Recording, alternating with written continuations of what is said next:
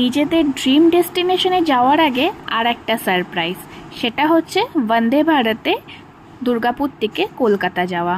কেন গেছিলাম সেটা তো অবশ্যই শেয়ার করব, তার আগে এটা দেখো। তুমি খুলবা কি এখন? চলো লাঞ্চটা খোলা হোক। এটা একটা মেবি একটা আলুর কোনো তরকারি,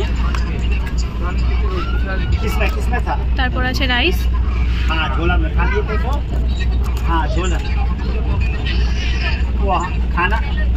ডাল,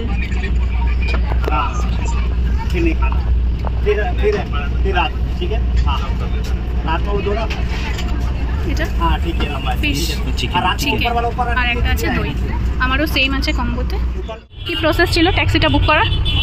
কিছু না, ইয়ারটির সাথে অ্যাপটা ডাউনলোড করতে হলো। হ্যাঁ, ইয়ারটির সাথে অ্যাপটা ডাউনলোড করার পরে ডেস্টিনেশন সিলেক্ট করতে হলো। ডেস্টিনেশন সিলেক্ট করার পরে কোনো একটা ওটিপি এলো, ওটিপিটা লিখে দিতে হলো। ওনারা ওটিপিটা জিজ্ঞেস করলেন, ওটিপিটা বললাম, বাস রাইট আমার চলে এলো। আচ্ছা, পেমেন্ট টাইপের ওনার হাতে। তো আমরা 4 ইয়ার্সের আমাদের রিলেশনশিপের 4 ইয়ার্সে প্রথমবার আমরা হাওড়া ব্রিজ ঘুরছি। হ্যাঁ, কোথায়? ও আচ্ছা, এখান থেকে দেখা যায়। প্রচণ্ড গরম বাইরে। চোখের পলকেই পৌঁছে গেলাম সুভাষচন্দ্র বোস ইন্টারন্যাশনাল এয়ারপোর্টে। আস্তে আস্তে নিজেদের ড্রিম ডেস্টিনেশনের দিকে পাড়ি দিচ্ছি। আজকের মতো ব্লগটা এইটুকুই থাকলো। বড় চমকটা না হয় বড় ব্লগেই দেখবে। তো আজকের মতো আসি, তোমরা ভালো থেকো আর সকলকে ভালো রেখো।